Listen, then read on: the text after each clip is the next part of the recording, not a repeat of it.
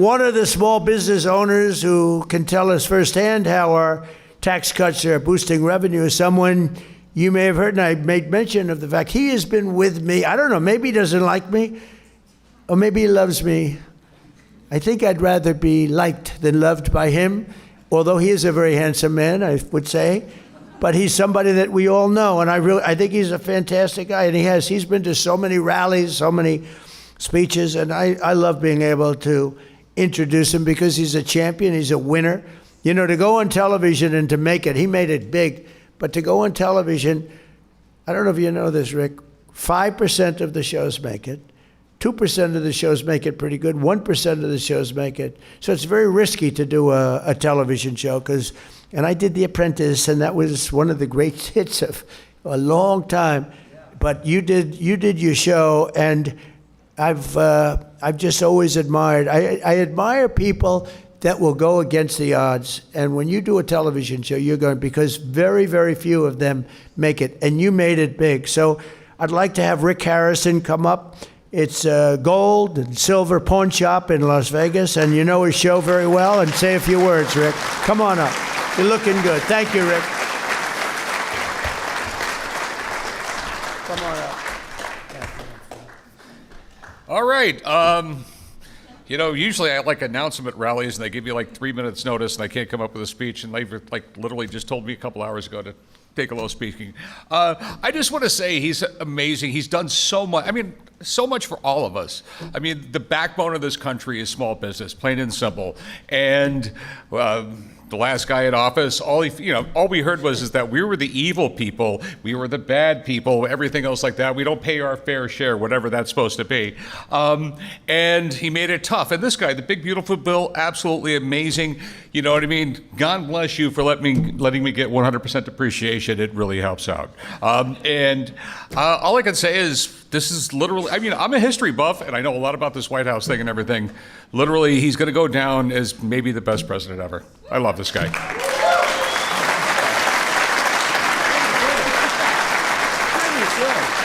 Wow. Wow. I'm glad we didn't tell you, because actually that was much better than when you're fully prepared. When he comes up fully prepared. No, that was great. Thank you very much. And very special guy. Thank you. Very nice. One of the strongest, and by the way, right behind me, see this?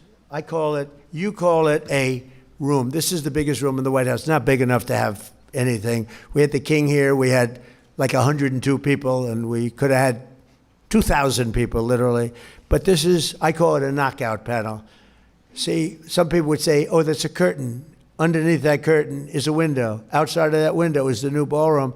So I said, I'll get out of here, and I'll let you guys, if you want to see a beautiful structure going up, complex, safe, things that could never happen like happened a week ago. That was a pretty bad situation. You can't have 1,000 units over the ballroom with an entrance right next to where you are for a lot of reasons. So if you want, we're going to open that up. I think later on you'll open it up, let the people take a look, and it would be pretty good. Not as exciting as looking at oil wells like Chris gets to do all day long, right?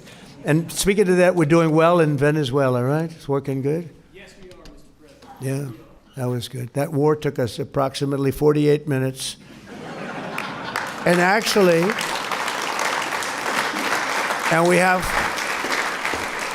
we have a great relationship. And you know what? I heard the other day that the people of Venezuela are really happy. They're seeing things happen that they haven't seen in 20 years.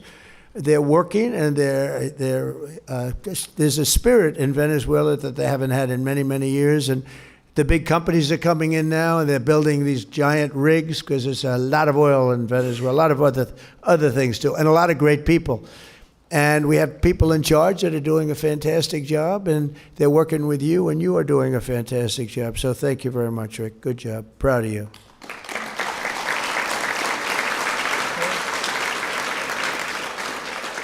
People of Venezuela are very thankful for your proud and bold leadership to change the trajectory Come here. of their lives.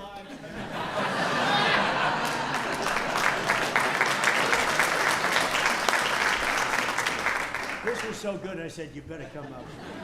No, I want to say, as you engage with the people of Venezuela and the businesses, I will tell you that President Trump is incredibly popular with the people of Venezuela. It's a nation of 30 million people going the wrong way for 25 years. And a bold leadership of this president changed the trajectory of that country, changing the futures of all those people, wanting millions of Venezuelans abroad to go back to that country. American businesses are stampeding in to invest in that country. 25 years trying everything going the wrong way. His bold leadership and creative thinking changed the game. Thank you, Mr. President.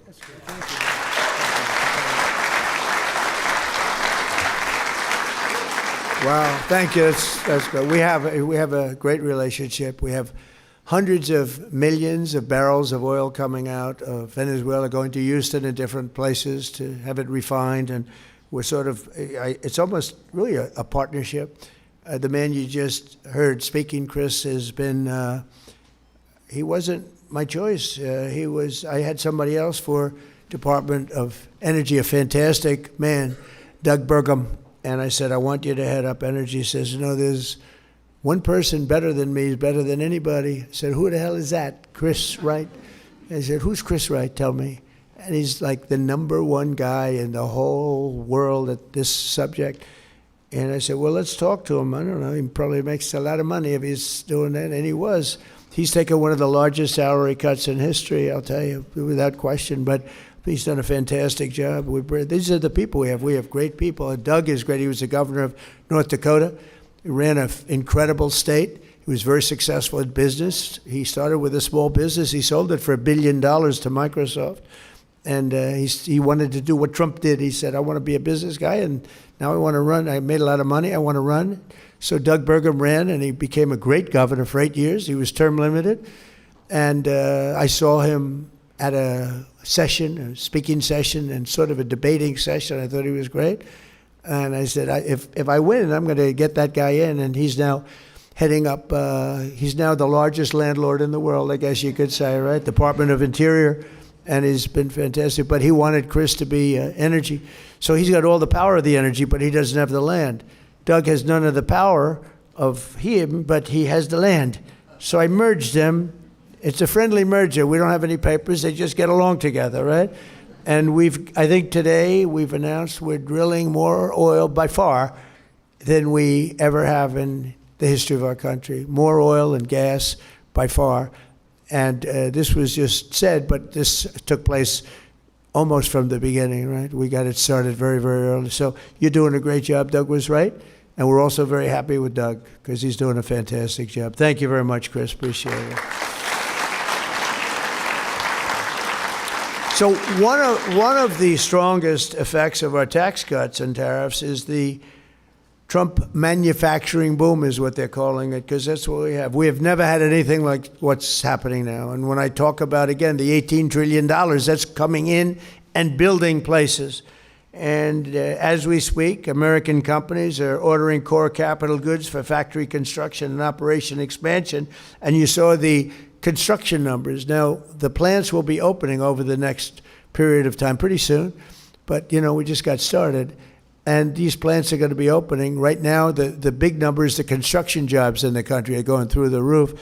And ultimately, when the plants open, then you're going to have manufacturing jobs, because right now, the plants, many of them haven't opened, but they're under construction. When you see the final numbers, you're not going to even believe what you are seeing, because there's never been any construction boom of factories like we have right now. We lost our car industry. We lost 54% of our car industry to Canada, Mexico, Germany, Japan, South Korea, other countries. 54% over the years, over a period of probably 30, 35 years. And they're all coming back. They're all coming back. And they're coming back at levels that has never been seen before. It's pretty amazing. Well, you see, you'll see it. It can't be disguised by our friends that would, I guess, I don't know. I see so many of them smiling and having a good time that I actually think they probably like us. I think their bosses say, treat Trump as badly as you possibly can. But they had so many good faces, and so many, they are a lot of professionals there. But it's the highest rate in over 4 decades. And under 4 years of the Biden administration, real wages for manufacturing workers fell. It fell $840. Under 1 year of Trump, wages for factory workers, manufacturing factory workers, increased by $2,500. So think of that. Under Biden, it fell $840, and under Trump, it went up $2,500. That's quite a difference. And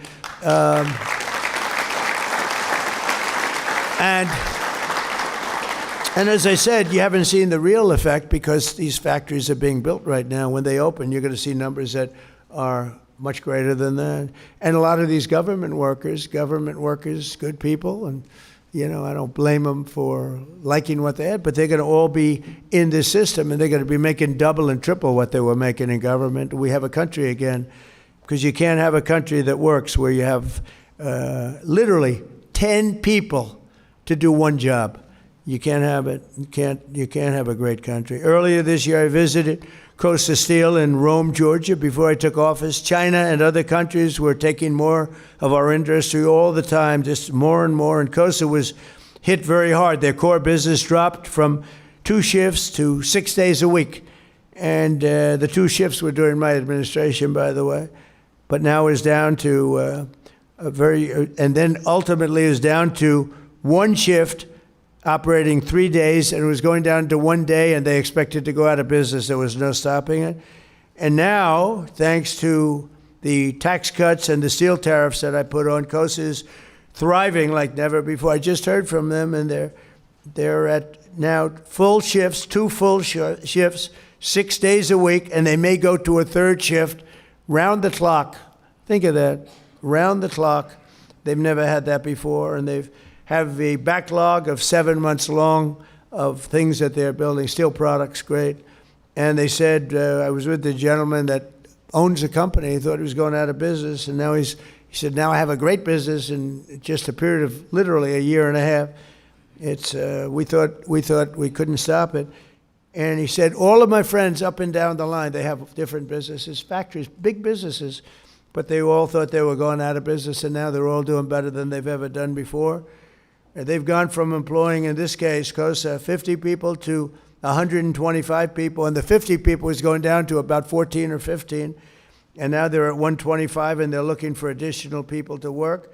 And I want to thank their president, Andrew Seville, who I think maybe is here. Andrew, are you here someplace? Where are you, Andrew? Wow. You want to say something? Come on up here. He really understood what was happening, and I think it would be nice. You weren't supposed to speak, so I hope you're not nervous. Come here. Well, no, you make it easy. Thank you very much. The most thing that took us right to the top was your tariffs. And I think everybody in here that runs a small business, the tariffs had an effect on you one way or another, and that has just taken us, all the jobs that were going to China, you brought them back, and it really took us to the next level.